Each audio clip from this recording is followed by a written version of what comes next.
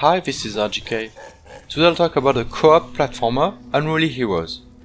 It's a game that I was fervently waiting for, as it was made by Magic Design Studios, a French studio with veterans from Ubisoft, and it shows. The drawings are superb, the animations are incredibly smooth. I must admit that I'm a big Rayman fan, especially Legends that was magnificent. Furthermore, the idea of 4 characters with different powers was very attractive. Another co-op platformer with different powers is the excellent Trine. In the end, I probably expected too much, and maybe that's why I was disappointed. Whoops, saying this right from the start does not bode well, but let me reassure you, it's a good game. But, there are lots of little things that bothered me, and I will attempt to convey my mixed feelings of this title. Alright, let's start from the beginning. A nicely animated intro video to show our characters in action, heroes that will fight the forces of evil in an adventure inspired by the Chinese literature classic Journey to the West. My first issue is that we are supposed to accept that these heroes are unruly, while we never see a justification for this. We don't really see anything about the background of our characters, nor do we learn what brings them together. Trine did this very well by dedicating a level to each character before they eventually met, allowing players to learn their unique capacities. Unruly Heroes throws us directly in possession of all 4 of its characters, and I found this to be a serious mistake. Not only from a narrative point of view then, but also because we are suddenly tasked to control characters that handle very differently without knowing what to do with them. Besides their different attacks, 2 of the 4 have the ability to perform a double jump, which is compensated by the other 2 having a single higher jump. It's quite disturbing to switch from one to the next. The brain and reflexes lose their bearings. It took me a long time before getting used to this heresy. Going back to Trine, the characters' capacities were widely different, but switching from one to the other was very smooth as they all handled the same. Something else that shocked me with Unruly Heroes was the feeling of emptiness that settled. A loud silence. As it turns out, there are entire areas without any music. It's mostly there during intense scenes, but the rest feels empty, which can also be felt in the environments. Besides the occasional enemies, it's sorely missing any sort of life, or building, or awe-inspiring landscapes. The textures are pretty, but most often the background is a blur, and what's at the foreground slowly repeats itself and reveals its role as bricks rather than a lived-in world. Same with the coins to pick up, very bland in comparison to Rayman's creatures that beg to be freed. Another little detail, the rectangular health bars on top of the enemies, clashing with their hand-drawn look, which does not help get immersed in this world. I will end my negative criticism on a bigger issue, pacing. Whenever one of our characters dies, he comes back in the form of a bubble. Inactive at first, then after a few seconds it gets bigger, and when touched or attacked, the character is freed and can be used again. I always wanted to secure all my characters before going further in the level, and I had to wait like an idiot. Even worse, sometimes the bubble goes on to hide behind the background or in out of reach areas, and I felt even dumber standing in place hoping that it would come back. Then when we eventually get the bubble back, we have to scroll through the characters until we find the one we wanted and died, because of course death causes a character switch. Particularly grating after checkpoint because I was certain that I was going to get the character back anyway, no need to switch it. Also, dying repeatedly to reach collectibles was quickly unbearable. This whole system was a torture for the whole length of the adventure, breaking the flow over and over. Furthermore, there are many sequences, levels or environments that don't seem to know when they should have ended.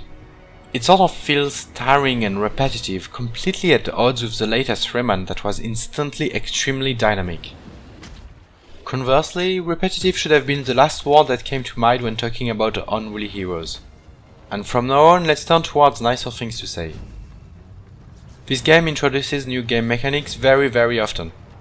It goes from processing vanquished enemies and using their powers, to temporary new mechanics such as bellows to cool lava flows and transform them into platforms of rock. There is a lot of variety, and the levels themselves alternate between platforming, light puzzles with our heroes' powers, and beat-them-up fights. It's something that Trine was also doing well, and that Rayman perhaps should have done more of. Thus, despite clumsy pacing, it's a certainty that Unruly Heroes has the capacity to renew itself. I even preferred the last 2 worlds to the first 2, whereas I was about to give up early. I pushed myself to keep playing, and in the end I did not regret it, even though having to force myself was not a good sign. The puzzles are often simple, but offer variety. I will not talk more about them.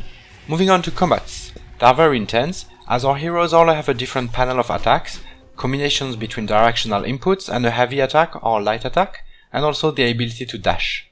At first I found it hard to handle when I was new to the character, but the more I played, the more I liked it. Also, the game has a player versus player mode, so you can get revenge on a friend that had the audacity to throw you on spikes during the adventure. By the way, I really like the possibility to throw enemies. I will finish with talk on combat by mentioning boss fights. All great, a mix between wanton violence and tactics to learn their patterns or weak spots. They have a tendency to be formidable, taking up the whole screen gorgeous. I also particularly loved the way they were introduced. Usually they make their presence known well before the fight. Let's move on to co-op. Local only, unlike the versus mode that can be played online. To me it was a very different experience from the single player. It's faster, more chaotic, but also more pleasant, but with its own set of issues. The person playing with me was constantly teleported all over the place because he was slower and disappeared from the edges of the screen. This allowed us to progress smoothly, but without having to lend each other a hand like in Trine. We were hitting anything that moved and kept running forward. Our banter filled the acoustic landscape that was left empty by the lack of music. Since we covered more surface on the screen, we wasted less time hunting bubbles. It was a lot more fun. I found this game very difficult to assess. How could a game so generous with new game mechanics during the whole length of its 10-hour campaign displease me so much in its first half? Maybe because it was actually too rich. Long sequences and heroes handling differently that were not properly introduced. When I was completing levels in single player, I never felt like I should restart the adventure in order to get 100%, whereas it was my first reflex in a game like Rayman or Trine. However, when played in co-op, the game felt much better, especially when it was combined with my long-earned mastery of the movements.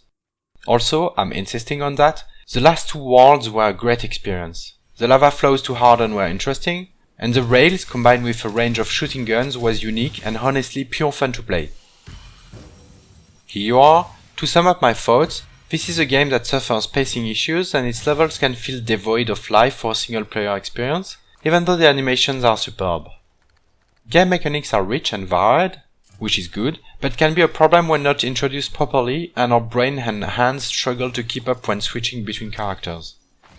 Still, great boss fights and a ton of cool things to do, whether during the adventure as a whole or during a level itself, and there are quite a few amazing sequences. Thus, this game was very ambitious, but too ambitious. It would have been better to focus on less, but do it well, and maybe consider adding more later in a sequel. It's a good game, but not a heavy hitter that I could blindly recommend.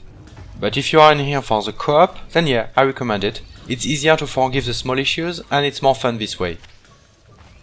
I hope you enjoyed this video. Bye!